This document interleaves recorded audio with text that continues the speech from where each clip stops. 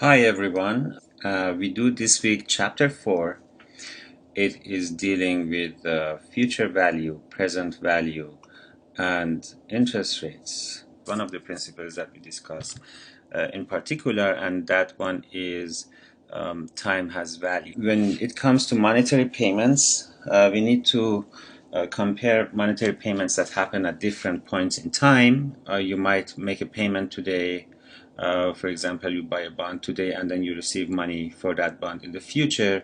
Now, payments today and payments in the future have different valuations, and in order to be able to link those and be able to compare those valuations, we need to use the concept of present value and future value. That's what we will start the chapter with, and then we will look into streams of payments and internal rate of returns, and then finally we will look on the difference between real and nominal interest rates. So let's start with future value. This video will be about future value. The next one will be about present value. So this is essentially part one. Credit is a very critical and important instrument for allocating resources. As you know, we have the savers who have money which they don't need at the moment, so they would like to have it somewhere where they can get a good interest. On the other hand, you have investors who need money to, for example, expand their business, etc. So it's a very critical mechanism for allocating resources, and interest is what is essentially representing the opportunity cost of failure. Now, interest rates, as I mentioned, is linking on the one hand the present to the future, and also it tells you as a saver what's the reward for lending your money today, and for the party that is borrowing the money, it shows explains what's the cost of borrowing. Now, for simplicity, we assume in this chapter and throughout most of the semester that the reward for lending money, so the interest rate that the saver is receiving, is the same as the interest rate that the credit borrower is paying. So we assume it's the same. In reality, as we know, there is a spread between those two interest rates. Now, we start with future value. What is future value? Future value is the value on some future date of an investment that you make today. So, for example, you invest your money today, $100 at 5% interest rate for 1 year, which means in 1 year you get $105. That $105 is the future value of your $100 investment today. If market interest rate is 5%, so if you get in a year $105 or more, you probably will do that investment. If it is less, then you wouldn't want to do that, because elsewhere you get 5%. Because that $100 yields 5% interest, interest is called oftentimes yield. So future value is essentially present value times, you open the parenthesis, 1 plus interest rate, and then you close the parenthesis, power the periods that we are looking at. So for example, for 1 year at 5% interest, it's $100 times 1 plus 0.05, which is 5%. So 1 plus 0.05 is 1.05, and then power 1, because it's 1 period in the future. So here you see the formula for future value. Again, present value, so in our example it was $100, and then times 1 plus I is the interest rate, which was 5% or 0.05, and then power n. If you're looking at 1 year, our unit is years, then it would be power 1. What you need to pay attention to is that n and I must be in the same unit. So if I is interest rate per year, n must be expressed in terms of years. If I is interest rate per month, n must be also expressed in terms of month. If I is interest rate per quarter, for example, n must be also expressed in quarters. So if we are talking about interest rates for future value for 6 months from today, well, if I is expressed as interest rate per year, like this example, 5% per year, then we must have 1 plus 0.05 which is I interest rate per year, and 6 months would be expressed as power 0.5, because 6 months expressed in terms of years is half a year. If I would be interest rates per month, so for example 0.4%, so, or in other words 0.004 per month, then it would be 1 plus 0.004 and then power 6, because half a year would be 6 months. That's important to remember. Now we have then the compound interest effect, which means the interest of interest. So when we're looking into 2 years, based on this formula, future value of 2 years would be I is 5% per year. So we have to look here, down here, everything in terms of years.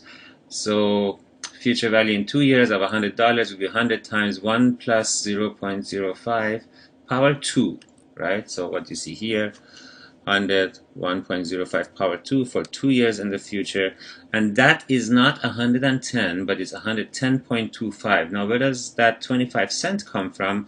Well, that's the interest of interest. So if you put your money for 1 year in the bank, your $100 turns into $105, but from the first year to the second year, you are getting interest on $105 and not on $5. So the interest on $105 is $5.25. So essentially the 25 cents is the interest of the $5 that you have more on the bank account after the first year. Obviously that interest of interest increases as you see from the first year to the second year.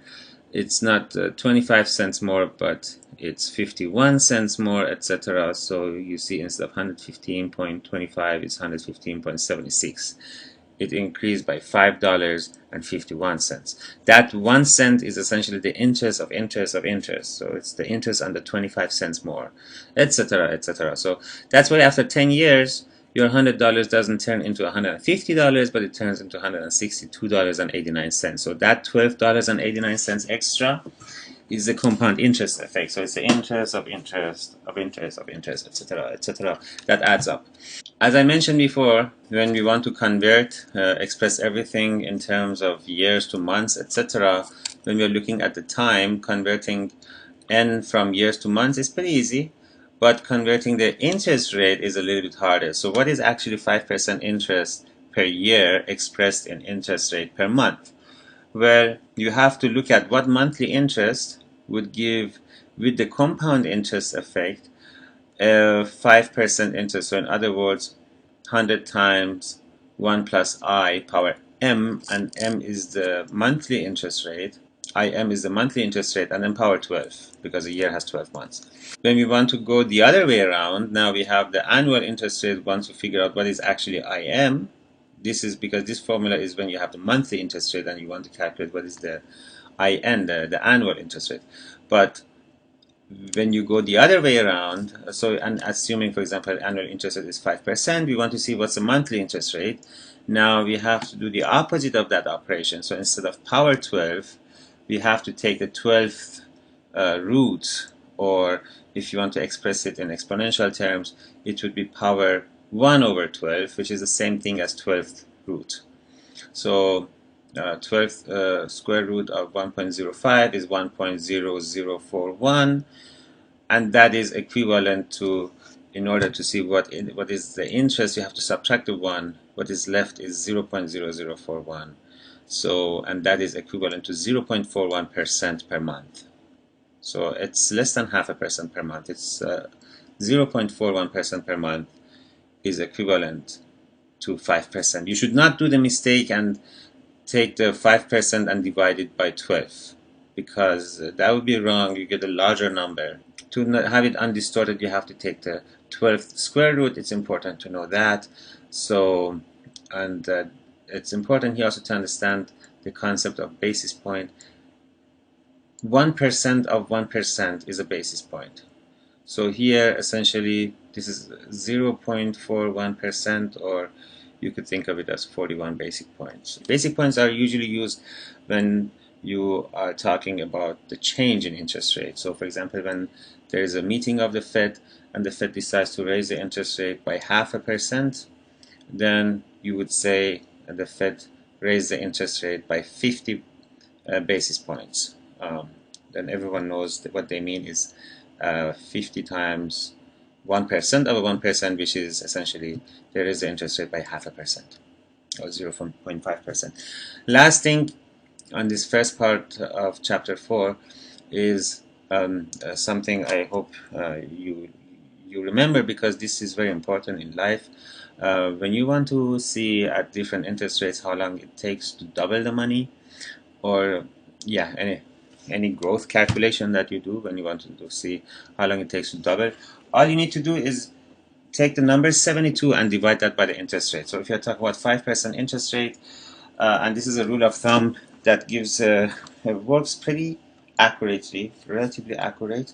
So 72 divided by 5 would be 14.4. So it takes a little bit more than 14 years, almost 14 and a half years, for your money to double if you are investing it at 5% interest. Another example, let's say your interest rate is 8%. It means it would take 72 divided by 8, which is 9. So it takes 9 years for your money to double if it's invested at 8% interest rate. So as you see, 3% higher interest rate, and you double your money 5 years faster. I will continue soon with video number 2. That was the first part, future value. Thank you for your attention and have a great day.